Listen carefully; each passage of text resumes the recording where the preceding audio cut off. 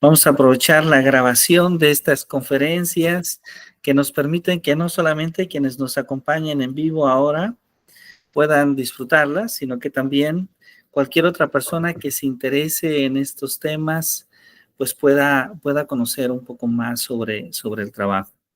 Y bueno, pues les damos a todos una cordial bienvenida. Nos sentimos muy complacidos esta tarde de poder dialogar esta tarde con el doctor Diógenes Rosales Papa, que nos acompaña desde Perú.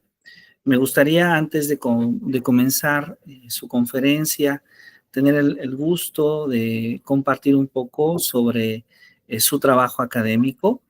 El profesor Diógenes Rosales Papa estudió la maestría en la Facultad de Posgrado de la Pontificia Universidad Católica del Perú, en especialidad de filosofía.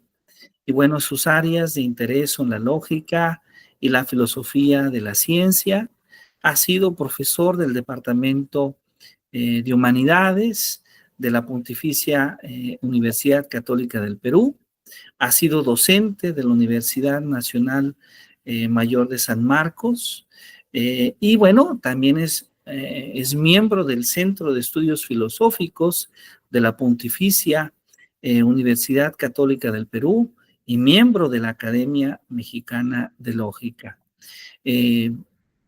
Ampliamente conocido en Latinoamérica por su trabajo en el campo de la lógica y la enseñanza de la lógica.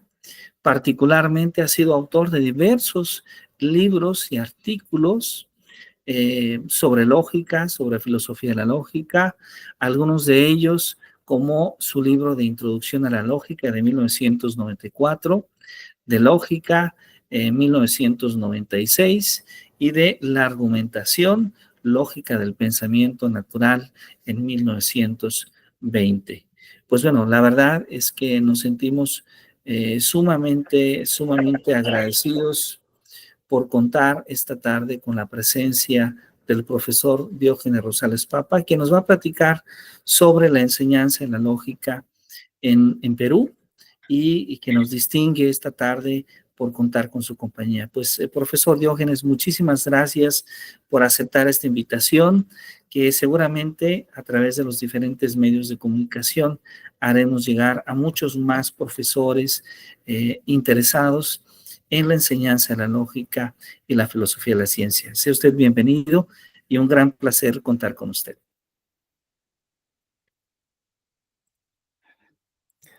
Gracias, estimado Jesús, y te agradezco por hacer copartícipe de este encuentro de lógica. Yo siempre he tenido en el corazón la lógica, como lo decían a Newton da Costa cuando en una ocasión conversado, me decía: yo llevo la lógica en mi corazón, y así lo escuché decir también a Francisco Miro Quesada. Bueno, yo creo que tú participas, creo que también estás de acuerdo con esa afirmación, ¿no? Me parece Claro. realmente lógica. Es pues un campo bastante descuidado en algunas universidades, ¿no? Y bueno, yo creo que ha habido buenos representantes, especialmente en Latinoamérica, así como Newton da Costa, Choaki y no sé quiénes más. Ahorita en México se está desarrollando una lógica muy activa, encabezada por Raimundo Morado, Atocha Liceda y muchos, y tú que has participado y que a eso de te felicito por los premios obtenidos por la UNESCO. Bueno. Gracias. Bueno, yo voy a narrarles un poco los contenidos de la lógica, prácticamente qué tipo de lógica desarrollamos en el Perú. O en todo caso, en otras universidades las variantes son mínimas. Sin embargo, los puntos que se desarrolla casi generalmente son los temas que voy a ir indicando. Entonces, cada uno de estos temas lo iré definiendo oportunamente, y sobre eso posiblemente va a haber muchas preguntas, ¿no? En primer lugar, el programa de lógica que desarrollamos nosotros se desenvuelve en dos niveles: un nivel que es el nivel de la lógica informal y el otro nivel que es de la lógica formal. En el nivel informal, obviamente, básicamente está desarrollada la lógica de la teoría la teoría de la argumentación, lenguajes naturales, lenguajes artificiales, lógica y lenguaje, etcétera, etcétera. En la parte de la lógica formal, desarrollamos la lógica proposicional y la lógica de predicados de primer orden. Bien. En los programas de lógica básica generalmente perseguimos analizar y ser capaz de abstraer, generalizar y confrontar conceptos en los debates y las teorías científicas. Para ello es importante ver a grosso modo cómo se gestó históricamente la argumentación. Por ejemplo, es conocido Demóstenes y Cicerón como grandes oradores. En el canon alejandrino, Aristófanes de Bizancio y Aristarco de Samotracia reconocen a Demóstenes como uno de los 10 mejores oradores. Refiriéndose a esto, Plutarco dice, el poder divino parece haber diseñado originalmente a Demóstenes y Cicerón bajo el mismo plan, dándoles muchas similitudes en sus caracteres naturales, tales como la pasión por la distinción y su amor por la libertad en la vida civil, o su experiencia de coraje frente a los peligros y la guerra a la vez, muchos parecidos accidentalmente entre los dos. Creo que difícilmente se puede encontrar otros dos oradores que desde unos comienzos oscuros e insignificantes se hicieran tan grandes y poderosos. Ambos se enfrentaron a reyes y tiranos. Ambos perdieron a sus hijos. Fueron expulsados de su país, pero retornaron con honor, que huyendo de nuevo de ahí, fuesen ambos capturados por sus enemigos y finalmente acabasen sus vidas a la vez que la libertad de sus compatriotas. Según la referencia de Esquines en el discurso de la embajada de Plutarco. Bien. Acá, en cierta manera, lo que nosotros perseguimos en el programa es entrar en contacto con el alumno para que el alumno revise históricamente estos textos, si es posible, como una especie de trabajo de campo, para que puedan sacar extractos de argumentos, extractos de estos discursos, para ver en qué medida en estos temas existe un tipo de argumentación. A lo largo de la guerra, Pericles participó en varias iniciativas culturales en Atenas que lo pusieron en contacto regular con los líderes intelectuales de la ciudad. Entre estos se encontraba la escritora y profesora extranjera Aspasia. Pericles se divorció de su mujer Agarisca y empezó una relación romántica con Aspasia. El talento de Aspasia como escritora y su estrecha relación con Pericles alentaron a sus enemigos a afirmar que ella era la autora de sus grandes discursos, pero parece claro que él ya tenía un don para la oratoria desde joven, mucho antes de conocerla, tal y como lo demuestran discursos como lo que se hizo especialmente cuando se refirió a Simón, a un estadista y político general ateniense. Bien, en lo que toca a la argumentación, básicamente lo que buscamos es distinguir la estructura del argumento. Y este es el tema central. En la estructura del argumento vemos cuáles son el conjunto de premisas y cuál es la consecuencia. En un análisis exhaustivo y crítico sobre las características del argumento para distinguir la estructura del argumento nos permitirá distinguir la premisa o el conjunto de premisas de la conclusión. Para mejor objetividad, desarrollamos con los alumnos un trabajo de campo consistente en distinguir argumentos y no argumentos.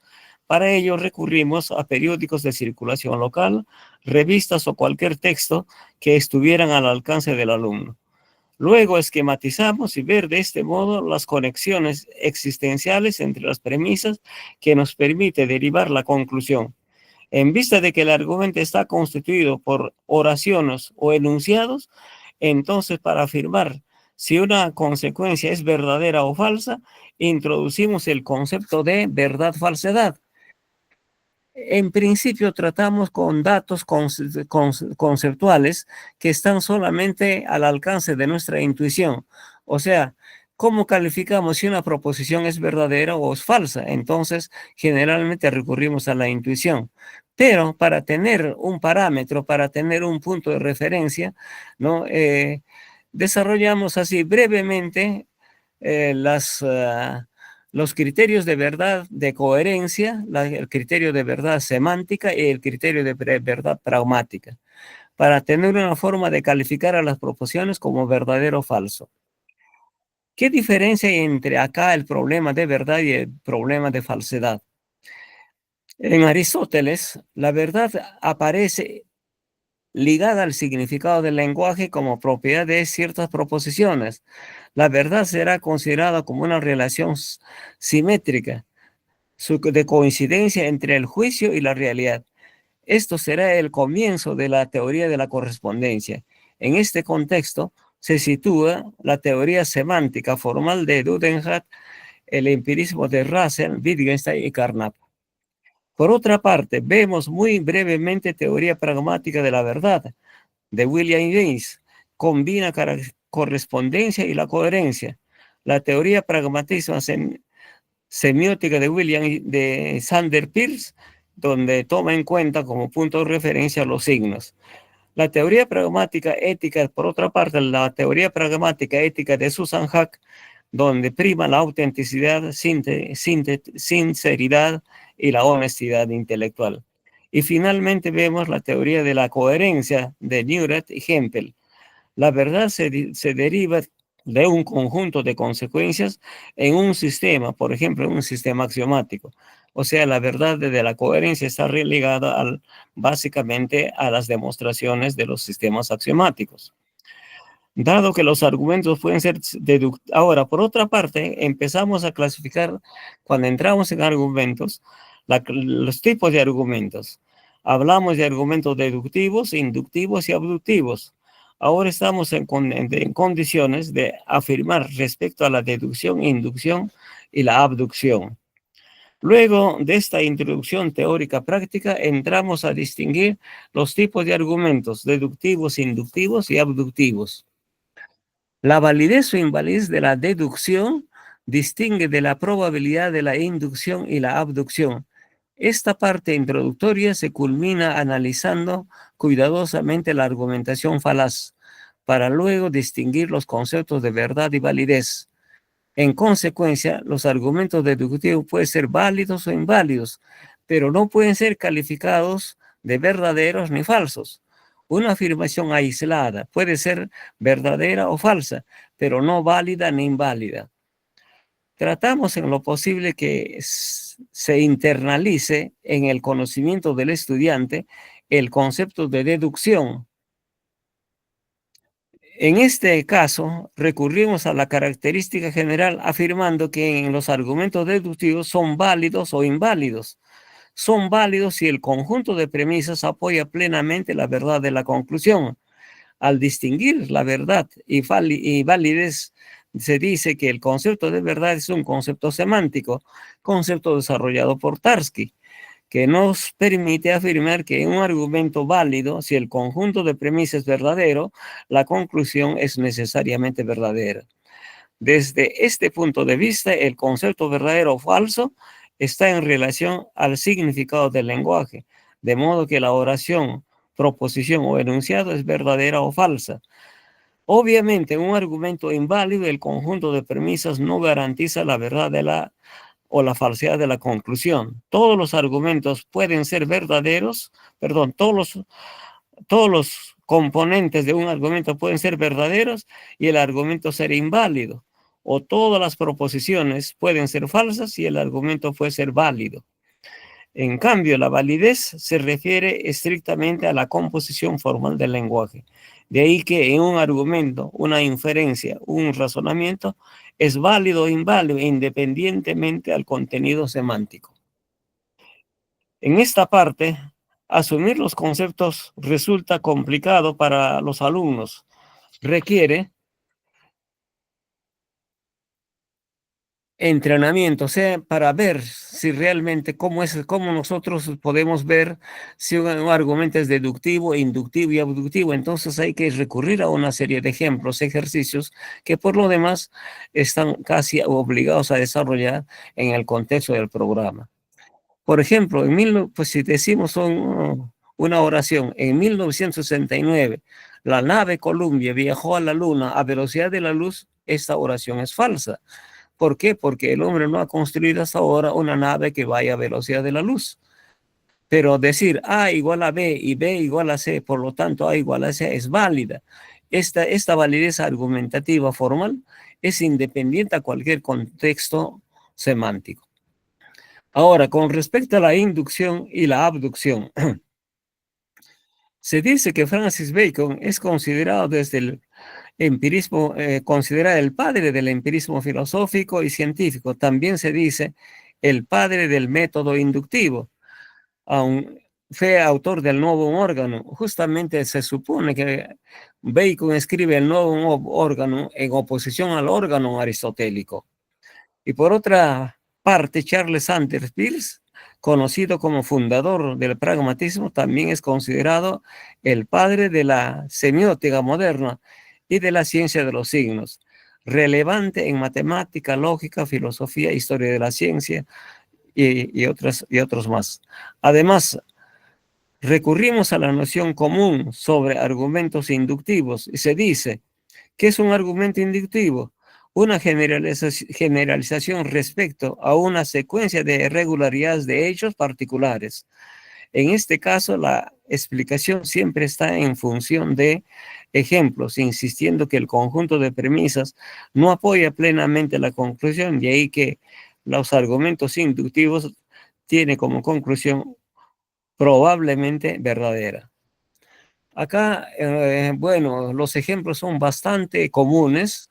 Por ejemplo, un especialista en climatología, cuando dice si va a llover o no va a llover, su punto de referencia son los hechos particulares. De allí deriva una generalización si llueve o no llueve en determinado lugar, ¿no?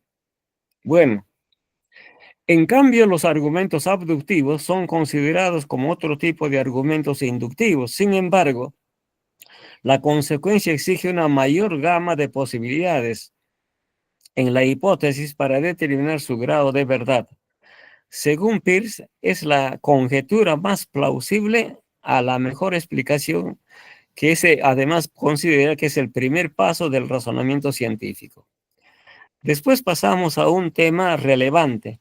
En el programa de lógica es el estudio de falacias. La idea central de estudiar este tema es aprender a identificar las construcciones en los argumentos. Estas malas construcciones son muy comunes. Esto ocurre generalmente porque creemos que nuestras definiciones son verdaderas o nuestros razonamientos son correctos, pero nos equivocamos, ya sea a causa de ambigüedades del lenguaje o por falta de atención en seguir la secuencia del conjunto de premisas para arribar a la conclusión. Pues bien, este tema de falacia lo tratamos a partir de la etimología y significado de falacia. Para dejar claro la idea de falacia en el estudiante, consultamos diccionarios que están al alcance de los estudiantes. Así, falacia del latín falacia, que significa engaño, superchería, ardid. Esto aparece en la definición del diccionario etimológico latino-español de Segura Munguía. Fraude o mentira son con que se intenta dañar a otro. Es la definición que nos trae la Real Academia Española. Falacio, hábito de emplear falsedades en daño ajeno. Algunas veces falacia como equivalente a sofisma o argumento que no es un buen argumento o argumento que no es válido en el diccionario de Ferreter Mora, diccionario de filosofía. Estas definiciones me parece que no son tan puntuales conforme nosotros perseguimos, Porque dañar a una persona, obviamente trataron de dañar de una persona, pero no necesariamente, bueno, cuando comete una falacia está dañando a una persona, ¿no? O un engaño tampoco, ¿no? Decirle, por ejemplo, Lima es la capital de México, estoy engañando, estoy dañando, no sé si ese engaño puede ser falacia, simplemente sería una oración falsa, etcétera. Eh, lo que nos trae la definición de Diccionario de Filosofía de Ferrater Mora, lo que más se aproxima a la falacia que nosotros usamos es al sofisma. Cuando hay otra definición interesante que es lo que más plausible desde mi punto de vista. Cuando un argumento aparenta ser válido o siéndolo tenemos un paralogismo, si además de que el que argumenta conoce la debilidad de su razonamiento, pero la emplea con la intención de engañar, entonces decimos que se trata de una falacia. Esta definición me parece más interesante para mí desde el desde el punto de vista que usamos el concepto de falacia. Esta definición aparece en el libro de Enrique López Dóriga, en Metodología del Pensamiento, en la página 138.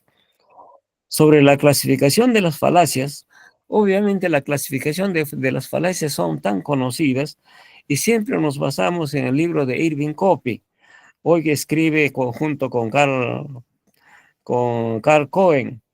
Con la época que yo estudiaba lógica, el libro tenía creo que 240 o 340 páginas. Actualmente el libro de Irving Copy cruza pues los 1000 páginas, hasta muchísimo más, ¿no? Bueno, se ha ampliado bastante este libro, es interesante por lo demás y creo que es el libro que más se usa en casi la mayoría de las universidades del mundo. Según la clasificación de Copy, las falacias se clasifican en formales y no formales. Obviamente las formales no lo define Copy, pero creo que podemos asumir como que las falacias formales infringen las reglas lógicas en nuestro razonamiento. Y las falacias no formales las clasifica en atinencia y de ambigüedad. En las falacias de atinencia o de atingencia es la conexión irrelevante entre la premisa y la conclusión del argumento. Y las falacias por ambigüedad están relacionadas con el significado del lenguaje. Las palabras o frases ambiguas oscilan y cambian de manera más o menos sutil. En estas argumentaciones no existe una conexión adecuada entre el conjunto de premisas y la conclusión del razonamiento. Este tipo de falacias se conoce como argumentaciones de conexiones irrelevantes. Muchos de ellos llevan nombres latinos. Obviamente no voy a desarrollar cada una de las falacias porque nunca terminaríamos. Es increíblemente interesante, ¿no? Ad baculum, ad misericordiam, ad populum, etcétera, etcétera. Otro tema que sí tiene mucho que ver con la lógica es el lenguaje. Es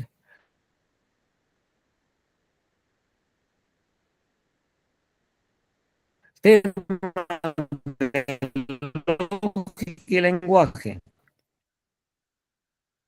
Interesante por la riqueza. Por ello es importante los conceptos básicos sobre lenguajes naturales, lenguaje proposicional, niveles de lenguaje, lenguajes artificiales y el lenguaje simbólico. Además, se puede considerar el lenguaje como el instrumento más poderoso que posee el hombre. Podemos iniciar comentando sobre los lenguajes naturales.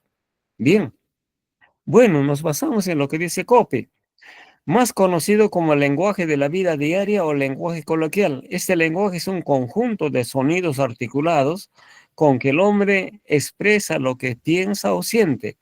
Este lenguaje no goza de un rigor lógico o científico. Como medio de comunicación, es el instrumento más poderoso que posee el hombre. El lenguaje es cada vez más especializado y sus múltiples aplicaciones a los distintos campos del conocimiento permite una cultura cada vez más amplia y profunda y de una tecnología más efectiva y sofisticada. Por ejemplo, la lingüística ordena el funcionamiento del lenguaje.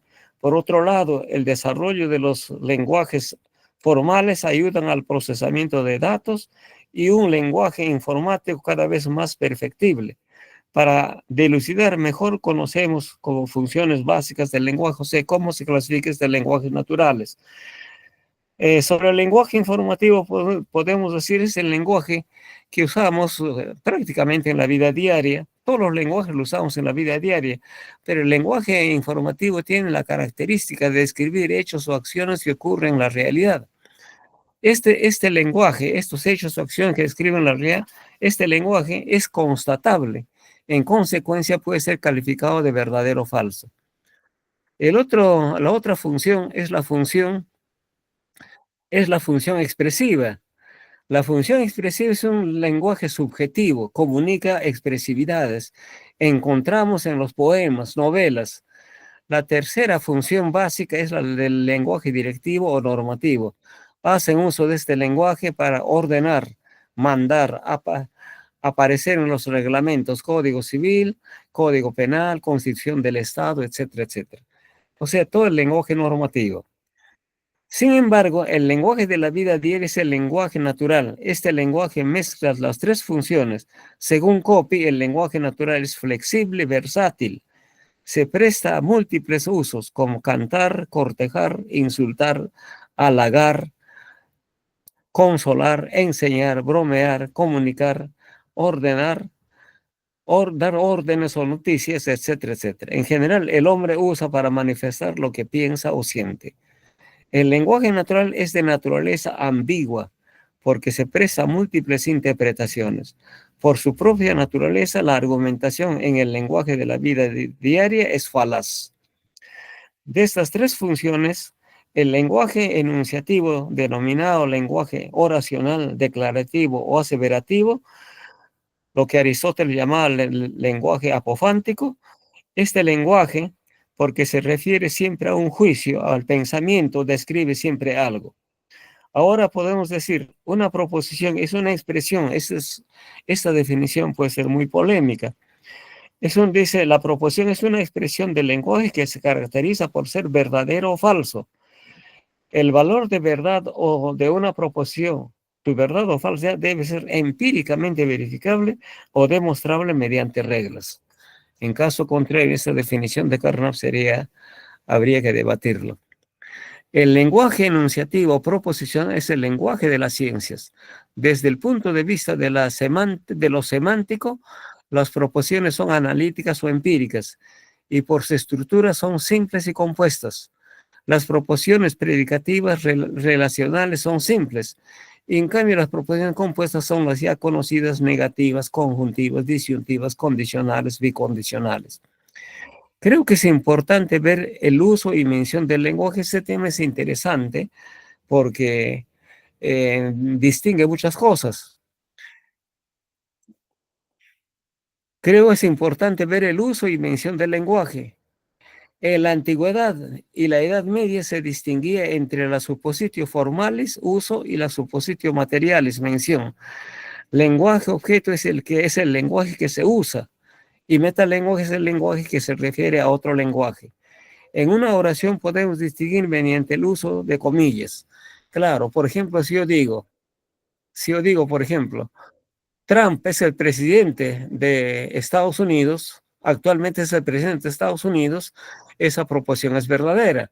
Pero si yo pongo Trump, entre comillas, eso es el presidente actual de Estados Unidos, esa oración es falsa. Alguien dirá, ¿pero por qué? Porque Trump está siendo mencionado, ¿no? O sea, la palabra Trump es el presidente de los Estados Unidos, no tendría sentido. Muy bien. La distinción entre el lenguaje objeto y el metalenguaje genera los niveles del lenguaje. En otras palabras, cuando distinguimos lenguaje objeto y metalenguaje, estamos ya distinguiendo niveles del lenguaje. Podemos expresar así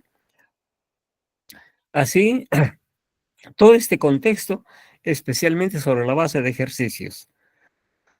En este contexto, por ejemplo, la dificultad de los alumnos empieza a crecer porque cuando uno se le da un texto no puede ubicar fácilmente cuál es el lenguaje objeto y cuál es el metalenguaje. Entonces requiere bastante ejercicios. Este tema de lenguaje y metalenguaje ya fue tratado por Eubúlides, nacido en Mileto en el siglo IV a.C., maestro de Demóstenes, sustituyó a Euclides en la dirección de la academia. en la Academia de Megara, hizo prevalecer los recursos dialécticos y retóricos, mostrando las riquezas y ambigüedades del lenguaje. Formuló argumentos sofísticos como la paradoja del mentiroso, sofisma del cornudo, la paradoja del calvo, etcétera, etcétera. Continuamos con el lenguaje, con los lenguajes artificiales, la sintaxis y la semántica. Sintaxis está relacionado con los signos y la semántica con el significado.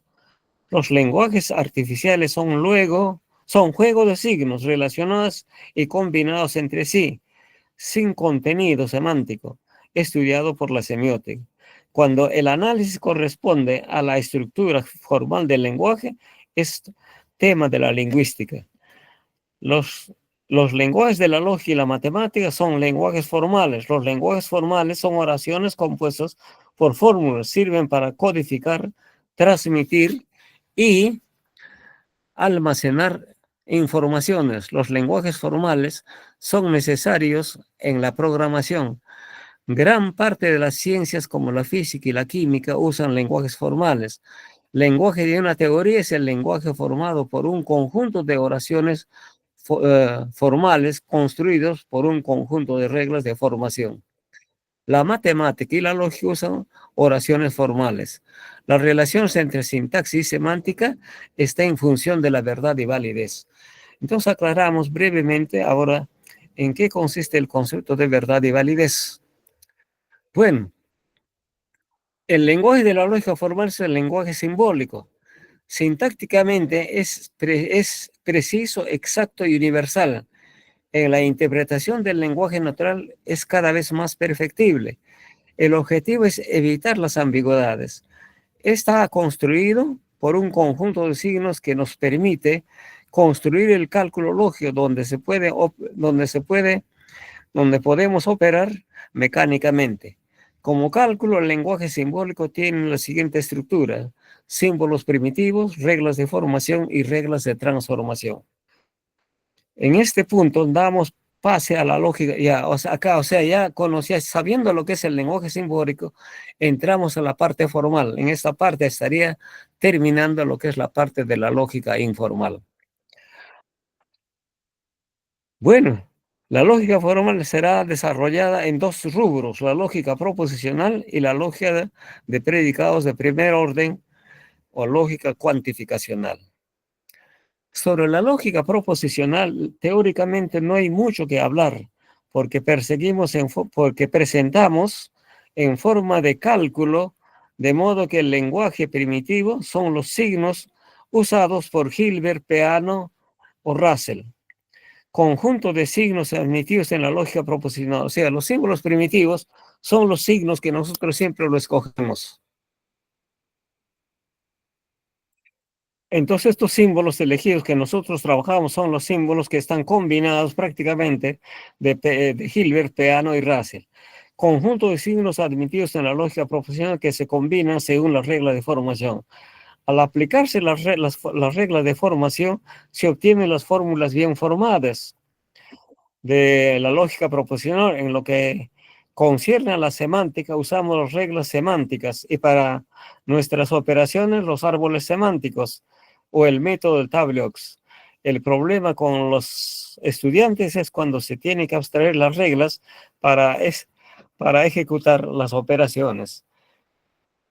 Para ejecutar las operaciones. Presentamos luego las funciones veritativo-funcionales de cada uno de los operadores en forma de regla semántica. En cierta medida, para cumplir con el ideal de Frege, Peano y Russell, ¿qué es lo que perseguía Frege? Bueno, Frege en primer lugar fue es considerado el padre de la lógica moderna. Es el que pretendió representar el lenguaje natural en forma de símbolos para tener un lenguaje mucho más efectivo, mucho más preciso.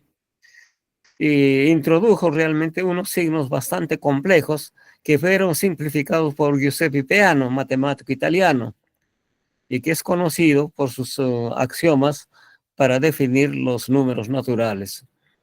Y Bertrand Russell, por otra parte, junto a Gottlob Frege, fue uno de los fundadores de la filosofía analítica, y con Alfred North Whitehead fueron los autores de Principia Matemática. Cabe destacar entonces, cuando Principia Matemática viene a ser la obra revolucionaria en su época, obviamente de ahí ahora ha dado muchos vuelcos y ha sido modificado tremendamente todo lo que proponía Bertrand Russell. Y Principio de Matemática prácticamente unifica, creo que, la lógica. Las funciones de verdad y las reglas semánticas. La función de verdad es la interpretación verdadera o falsa de cada uno de los operadores sobre la base de proposiciones según los estados posibles del mundo. Bueno, nosotros llamamos estados posibles del mundo casi más o menos siguiendo lo que decía Leibniz. Por ejemplo, el cielo mexicano está nublado. En un estado posible es verdadero y en otro estado puede ser falso. Es un estado posible del mundo, ¿no? Y así irá aumentando la cantidad de estados posibles de 2 o 3, 4 proposiciones, lo que en lógica formalmente se representa por 2 elevado a n, o sea, de acuerdo a la cantidad de número de proposiciones. La función de verdad es la interpretación verdadera o falsa de cada uno de los operadores sobre la base entonces de las proposiciones según los estados posibles del mundo.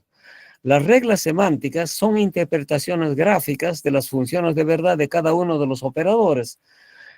Como ya hemos mencionado, el procedimiento de historia que utilizamos es el método de los árboles semánticos, método introducido por Beth, luego desarrollado por Smulian y después modificado por Jaakko Hintikka. Con este método podemos responder si la fórmula es tautológica, contradictoria o contingente. Las fórmulas tautológicas obviamente son verdades en todos los estados posibles del mundo. Las fórmulas contradictorias son falsas en todo estado posible del mundo. En cambio, las contingentes son las que varían entre verdadero o falso. Por eso con todo el mundo, por ejemplo, el mundo real es contingente, por eso es cambiante. Siguiendo a Frege, interpretamos el lenguaje natural tomando en consideración la estructura formal del lenguaje, siempre y cuando cumpla con la definición veritativo-funcional. Si cada operador en la simbolización de proposiciones es necesario seguir las siguientes pautas. Miren, cuando nosotros que queremos interpretar simbólicamente un argumento, lo primero que hacemos es un listado de proposiciones. Ahora, este listado de proposiciones puede parecer un poco simple, pero realmente no lo es. Cuando le das cualquier texto a un estudiante, inclusive a cualquier persona, tiene dificultades en ubicar cuáles son las proposiciones simples. Ubicando las proposiciones simples en el texto, uno puede analizar con mayor precisión lo que contiene el texto. Por eso la ubicación de las proposiciones simples. Ahora, a cada proposición simple, según la concepción de la simbolización, le asignamos una variable proposicional.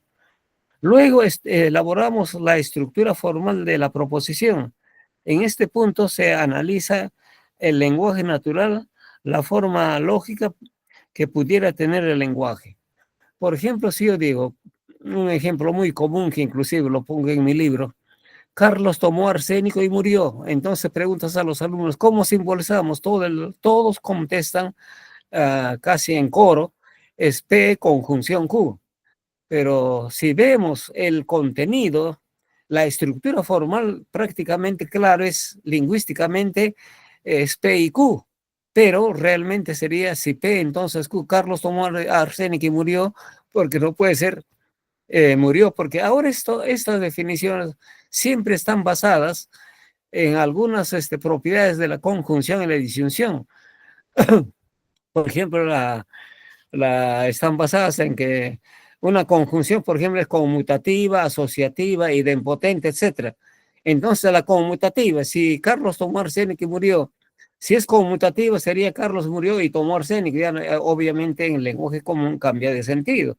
Entonces, en función de esto, analizamos el lenguaje tomando como punto de referencia la definición de la función veritativo-funcional y sus respectivas propiedades. Obtener la fórmula bien formada de la proposición Prácticamente ya si obtenemos la estructura formal del texto, es solamente trasladar a una secuencia de signos que es la fórmula bien formada, por ejemplo, en LP, en lógica proposicional. Luego de tocar todos estos puntos, entramos prácticamente a tocar uno que podría llamarse es el corazón de la lógica, los conceptos básicos de implicación y equivalencia. El fundamento de validez deviene de los principios lógicos, o sea, acá tanto la implicación y la equivalencia son admitidas como inferencias válidas. Entonces, ¿esta validez en qué se funda? ¿No? Bueno, vamos a hacer una exposición muy breve en torno a la implicación y la equivalencia. El fundamento de la validez deviene de los principios lógicos. Para fundamentar los conceptos mencionados es importante ver los principios clásicos de la lógica bivalente. Los principios básicos de la lógica bivalente son el principio de identidad, del tercio excluido y del de no contradicción, ¿no? Aparte de los principios, obviamente en lógica hay que distinguir lo que son las leyes lógicas y luego las reglas lógicas. Pues bien, si tenemos nosotros los principios lógicos, si identificamos los principios lógicos, cada uno se formula a qué esquema corresponde y en qué principio uno está trabajando. El principio que aparece después de estos tres principios, propuesta por Leibniz, es el principio de razón suficiente. Fue propuesto por Leibniz, todo lo que ocurre tiene una razón suficiente para que así y no de otra manera, para que así sea y no de otra manera. En otras palabras, todo tiene una explicación y justificación suficiente. Esto es interesante desde el punto de vista de la lógica. A partir del principio de la lógica bivalente se pueden derivar otras verdades lógicas indefinidamente. Es importante distinguir la forma de presentar las leyes lógicas. Expresaremos en lenguaje objeto y las reglas en metalenguaje.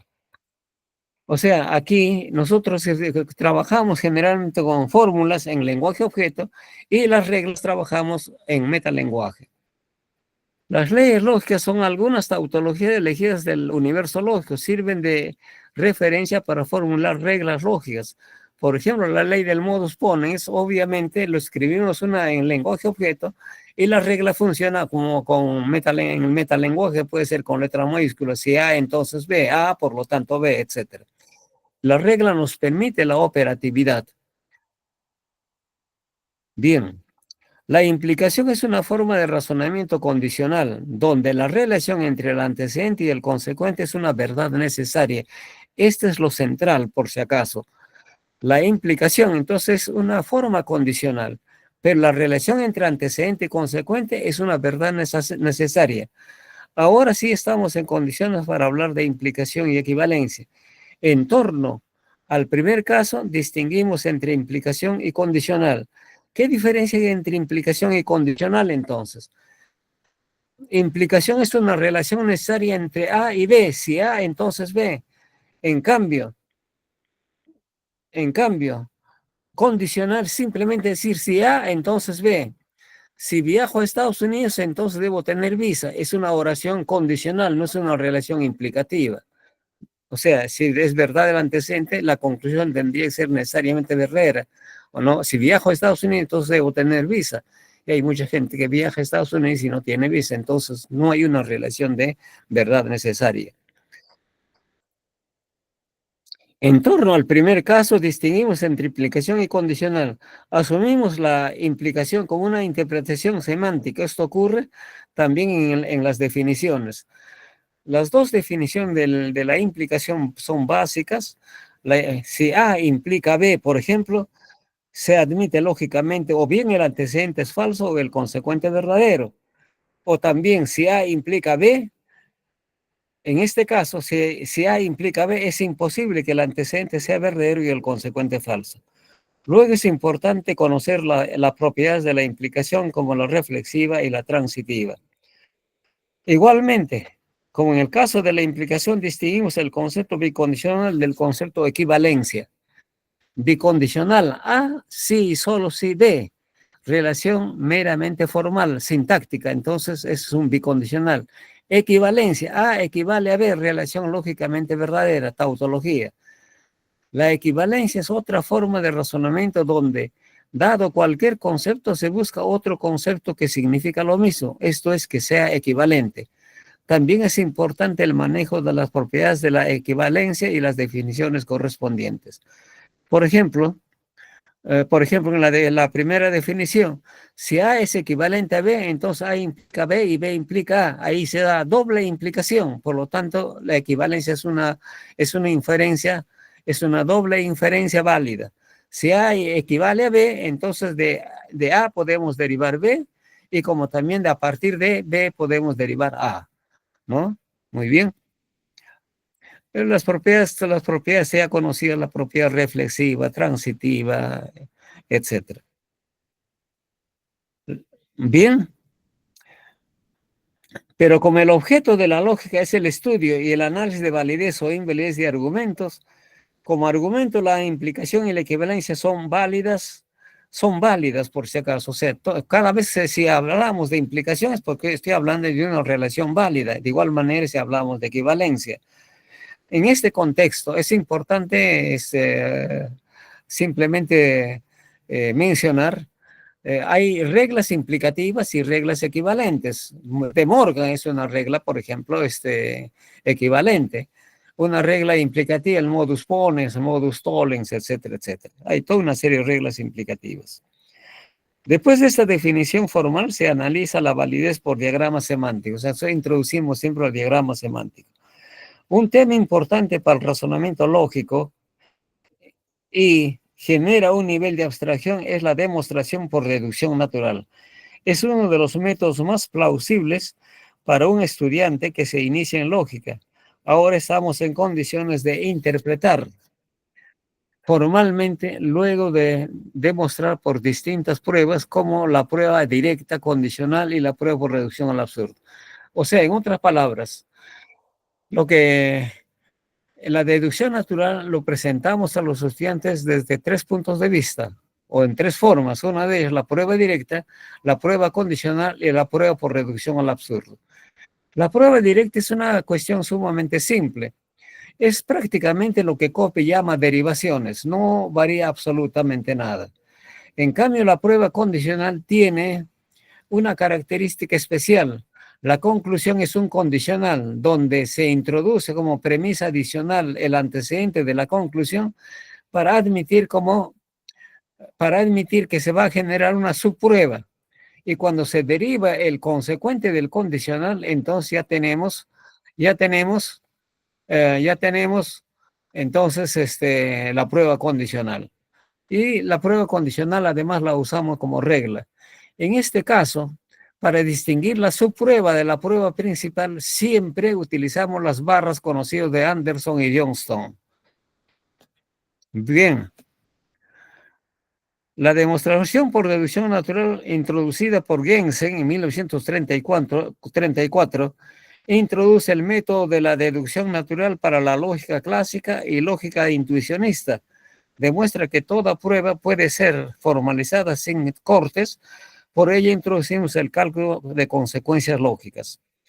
Por el método de deducción natural, conocido como derivaciones, en Copy, se puede demostrar todo tipo de fórmulas lógicamente verdaderas en la lógica de primer orden.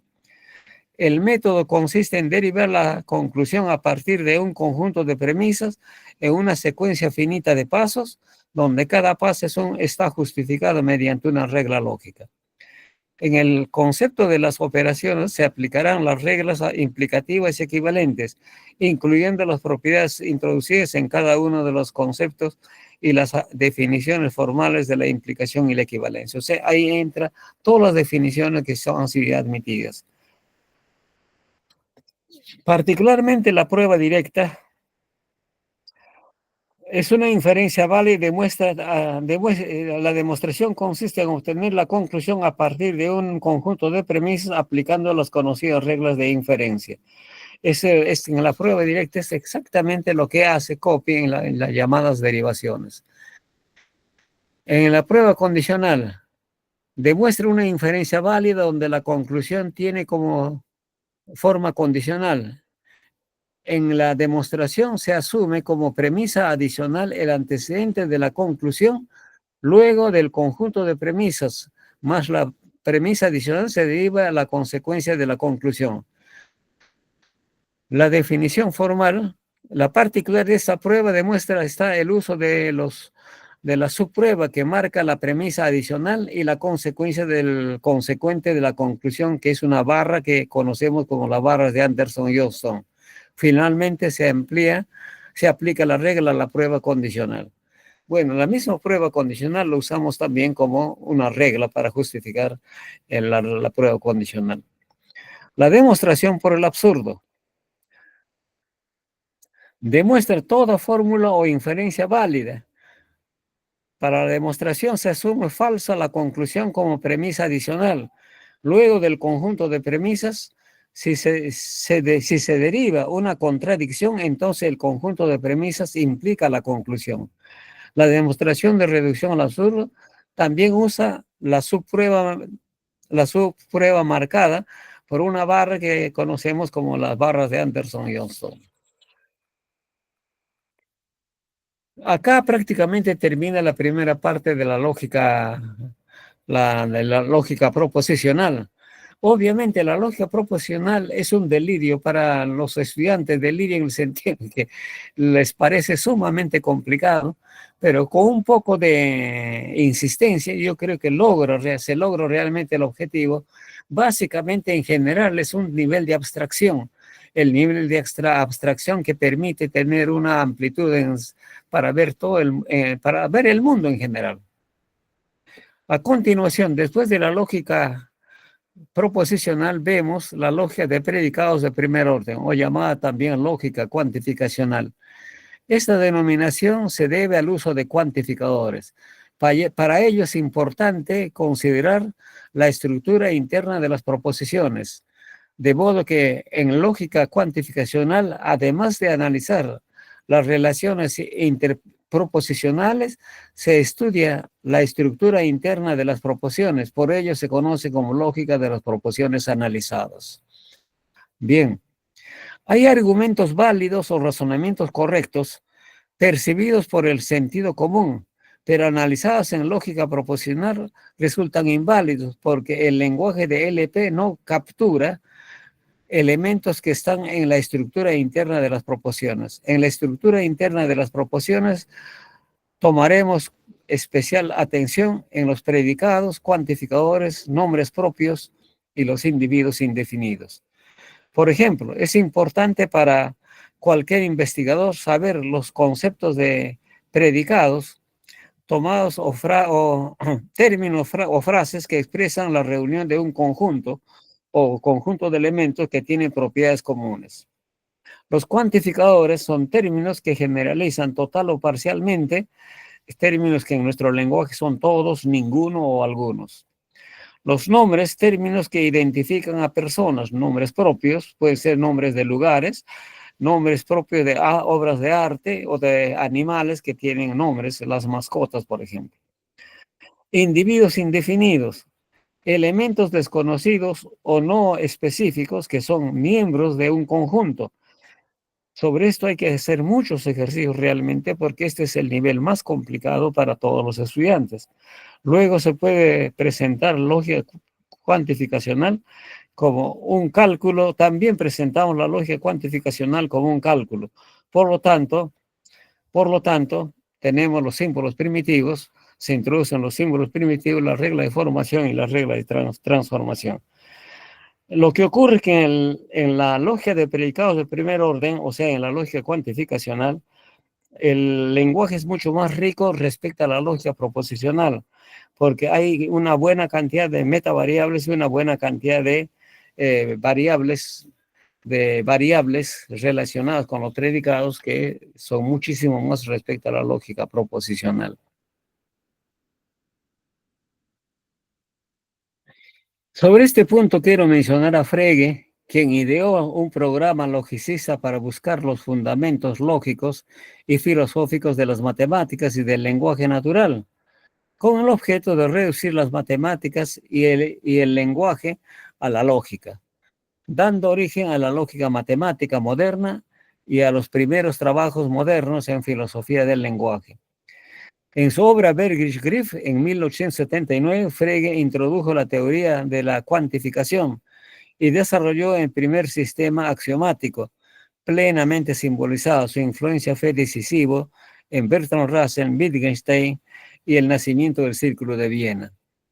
Es importante ver acá los símbolos de Frege, que parecen realmente una cosa, una serie de ganchos muy interesantes, pero que esos símbolos fueron sintetizados, o en todo caso fueron modificados por Peano, y esos símbolos modificados por Peano fueron asumidos por Russell, que aparecen en Principio Matemática.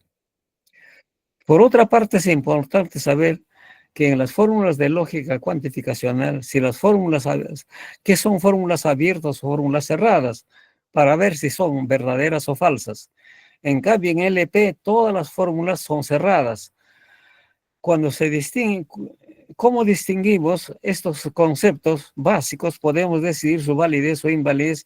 Para ello aplicamos nuevamente los árboles semánticos. Es importante considerar las fórmulas si son abiertas o cerradas, porque una fórmula abierta no es ni verdadera ni falsa. En cambio, una fórmula cerrada sí puede ser verdadera o falsa. Entonces, para trabajar y efectuar las operaciones necesitamos tener fórmulas siempre cerradas. En este rubro es necesario conocer las proporciones categóricas, porque la proporción categórica expresa la generalización total o parcial de una o más conjuntos. Esta clase de proporciones categóricas formalmente tienen cuantificador, verbo y predicado lógico, denominada lógica aristotélica.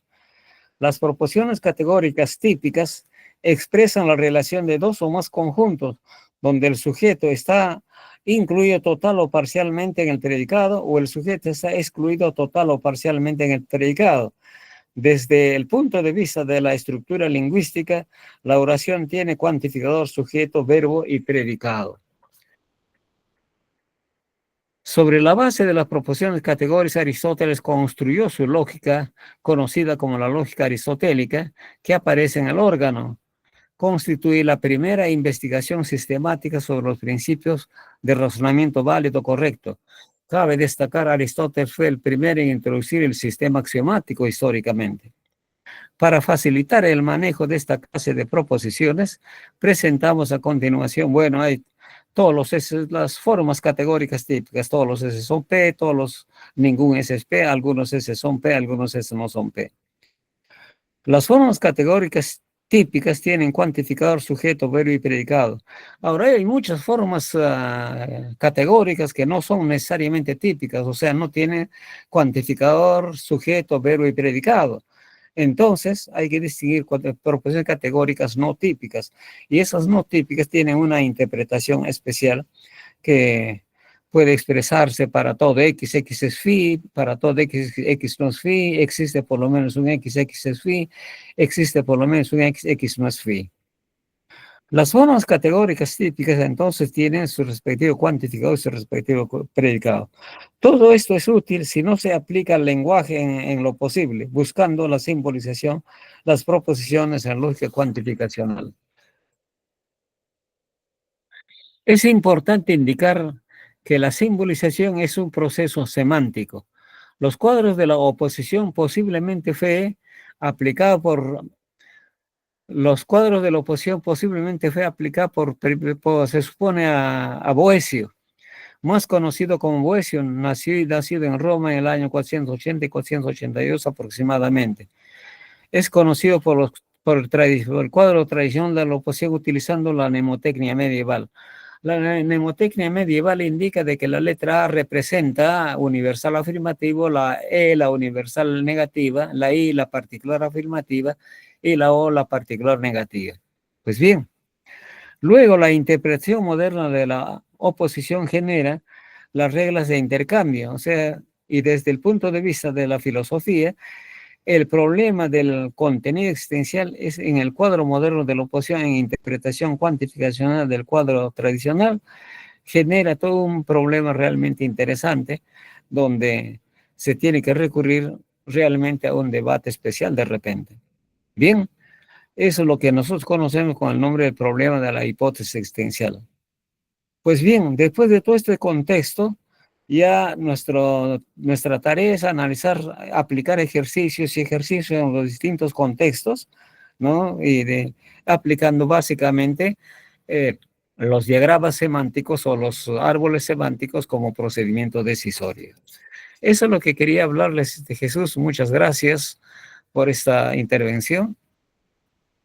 Ahora creo que podemos conversar posiblemente de algunas cosas más. Muchas gracias, profesor Diógenes Rosales. Ha sido un gran placer escucharle esta tarde.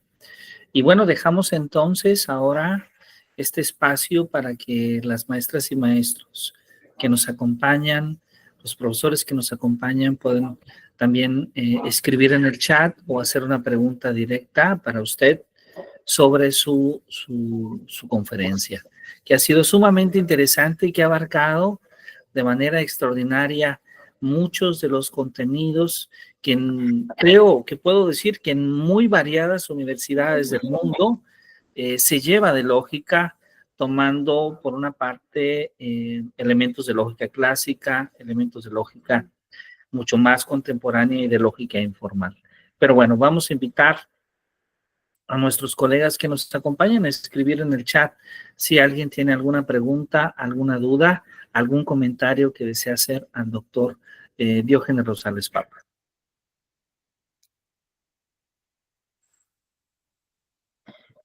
Claro que también la pregunta puede ser oral, si alguien levanta la mano Yo creo que directamente. sí, directamente prefiero, por favor.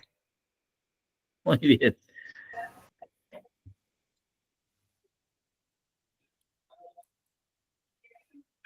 Ah, perfecto. Adelante, adelante, por favor.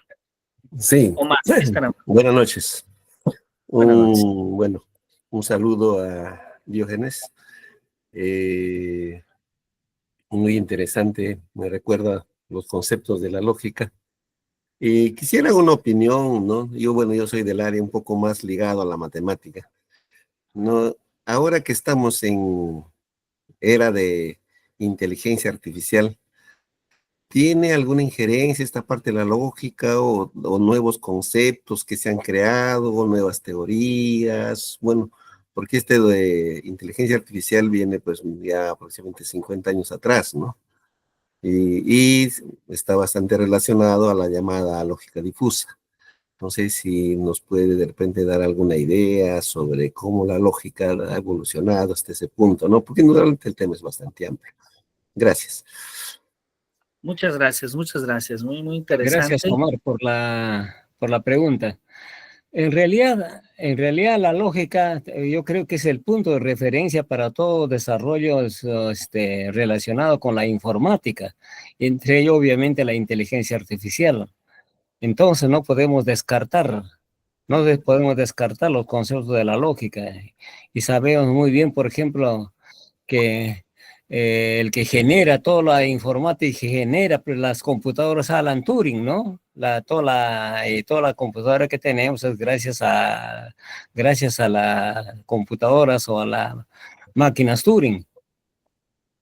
Entonces yo creo que sí, definitivamente, y por eso los lenguajes artificiales tienen mucho que ver sin lenguajes artificiales yo creo que hubiera sido, no sé, me da la impresión, no hubiera sido posible la inteligencia artificial, porque se artificializa todo el lenguaje prácticamente, ¿no? Puede usted usar el lenguaje de distintas maneras, utilizando signos.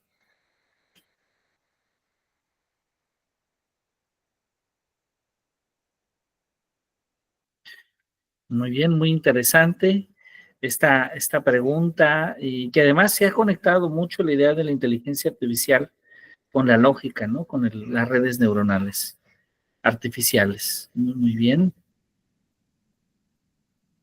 ¿Alguien No sé más? si me Perdón, permite también acotar un poco. ¿Me permitiría acotar sí, un sí, poco? por favor. Adelante, adelante, Sí, claro que sí. efectivamente.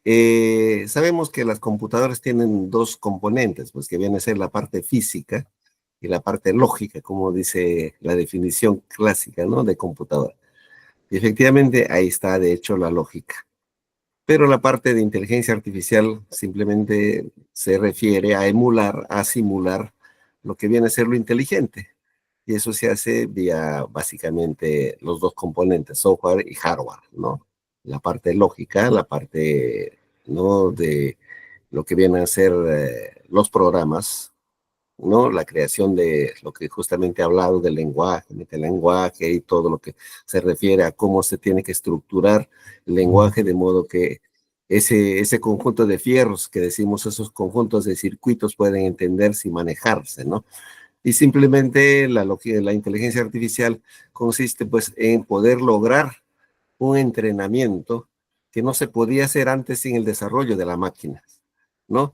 Entonces, una vez que hemos tenido ya, o tenemos básicamente un avance vertiginoso en lo que viene a ser la parte de hardware y la parte de software, es que ahorita podemos entrenar tantas veces una idea, podemos entrenar con la máquina y emular o simular lo que viene a ser, ¿no? El razonamiento, el pensamiento humano. Lógicamente en sus dos vertientes, llámese redes neuronales por una parte, llámese lógica difusa por otro de ahí, que es muy utilizado actualmente. Gracias. Excelente, muchas Es gracias. un tema, estimado Jesús, creo que es un tema especialmente para ti. Y tú estás trabajando mucho sobre informática. Sí, es un tema muy, muy interesante, muy, muy interesante, y yo agradezco mucho al profesor Lorgio Omar este comentario. Creo que ha sido muy, muy interesante para todos, pero el público tiene ya una pregunta más. Por ejemplo, dice la profesora Leonor, dice, ¿podrá la IA, la inteligencia artificial, dificultar el desarrollo de la lógica en los alumnos? Se está refiriendo al uso de la inteligencia artificial, que hoy en día es muy común en los jóvenes de educación a todos los niveles educativos. O sea, si la inteligencia artificial puede ser una dificultad, una traba para la lógica, yo Así creo es. que es una traba para el pensamiento más bien, porque facilita demasiado. Por ejemplo, las operaciones. El alumno mira inmediatamente Google, inmediatamente su operación y sácate una operación que realmente no lo ha pensado, ¿no? Y no sé, creo que no sé si existen alguna inteligencia artificial que genere como procedimiento decisorio. Y procedimiento decisorio creo que no existe hasta ahora que detenga, por ejemplo, el desarrollo de una máquina. Es lo que el otro día cuando conversaba con Agustín Rayo, me decía, no se ha probado hasta ahora, no hay un axioma, un teorema que diga, pare acá, no hay un procedimiento decisorio. El problema continúa, ¿no? En términos concretos, la inteligencia artificial más bien es una traba para el desarrollar el pensamiento. Muy bien, muchas gracias, profesor Diógenes. Muy bien, creo que ya está ahí esta respuesta a la pregunta que hace la profesora Leonor Sánchez. Muy bien, ¿alguien más tiene alguna pregunta adicional antes de terminar esta transmisión para el profesor Diógenes Rosales?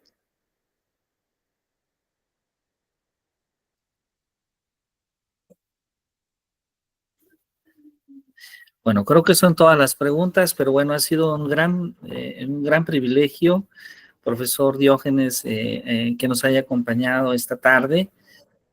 Nos hemos permitido grabar esta sesión para después difundirla a través de las maestras y los maestros que puedan estar interesados en estas temáticas. A título personal agradecemos, y a título institucional agradecemos mucho su valiosa participación, una de las voces más preparadas y mayor contribución en el campo de la lógica en habla hispana, y pues muchísimas gracias. Ha sido un gran privilegio escucharlo.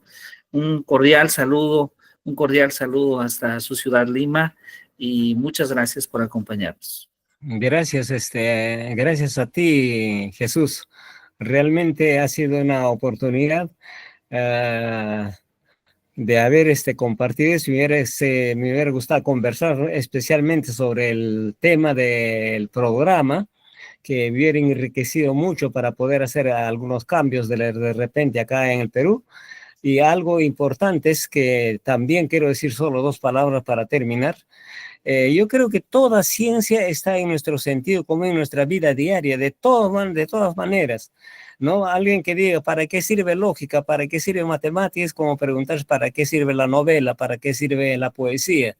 ¿No? En realidad, todos contribuyen de alguna manera en la formación, en la integridad cultural de una persona, ¿no? Por eso es muy claro cuando se dice, profundiza el lenguaje, profundiza cada vez más la formación cultural y el conocimiento de la persona, ¿no?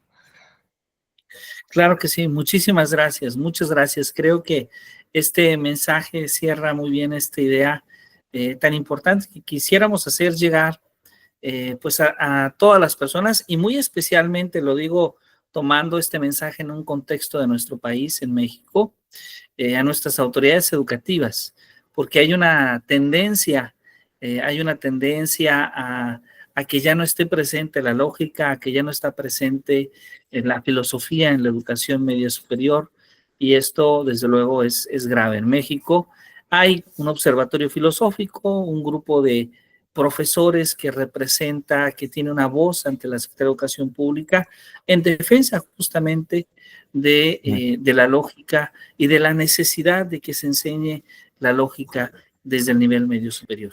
Muchísimas gracias, muchas gracias, profesor Diógenes Rosales. Gracias, Jesús. Gracias a toda la audiencia que me han escuchado. Espero que alguna oportunidad podamos conversar directamente estos temas. Yo siempre he sido amigo de México y siempre he viajado muchísimas veces. Habrá oportunidad de repente conocerlos directamente a muchos que están presentes ahora en la conexión directa. Gracias, un abrazo para cada uno de ustedes. Muchísimas gracias, muchas gracias, profesor Diógenes. Gracias a todos y gracias, hasta luego, buena tarde.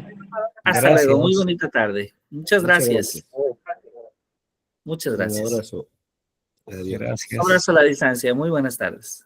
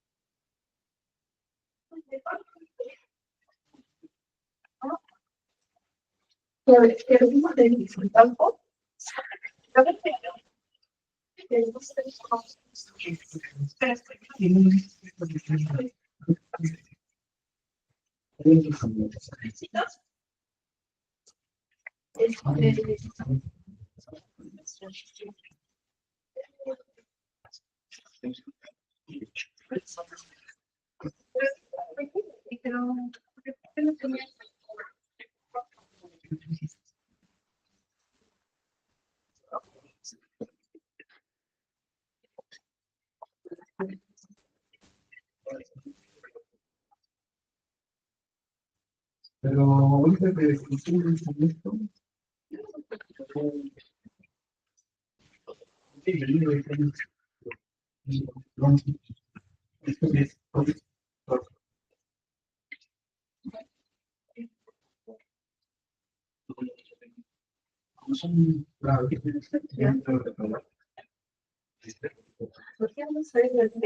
Voy viendo con tiempo.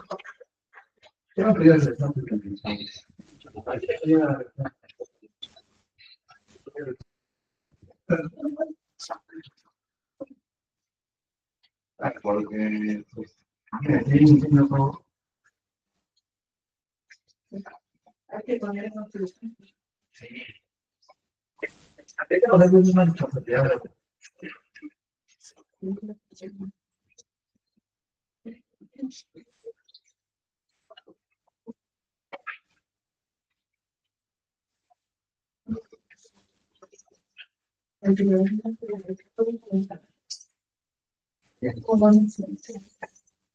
Sí,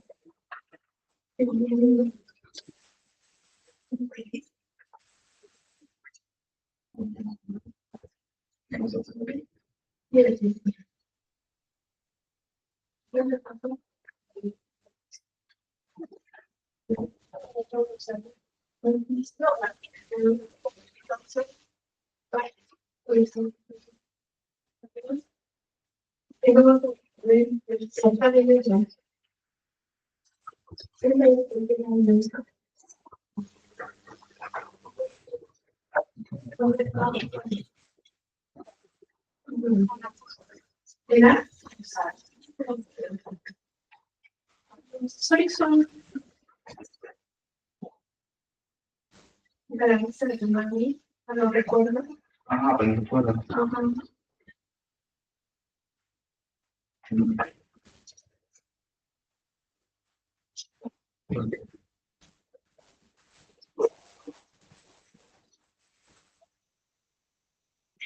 Sí. 안녕하세요. 수고했습니다.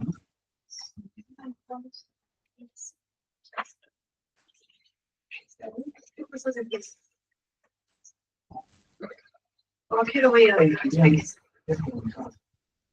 아, no sé, como todo va de China.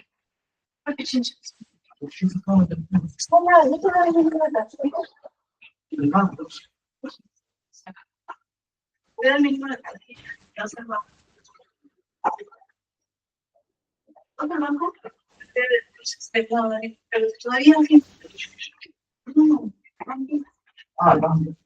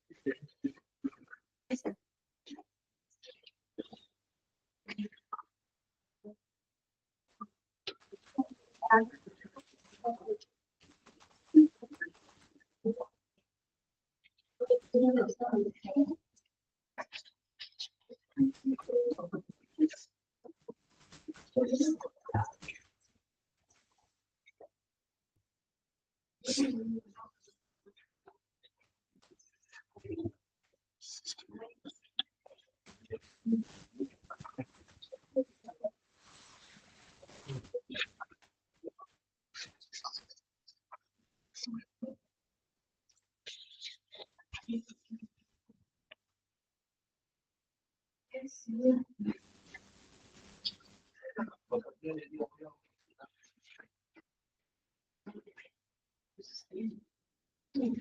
No, es necesario, ¿no?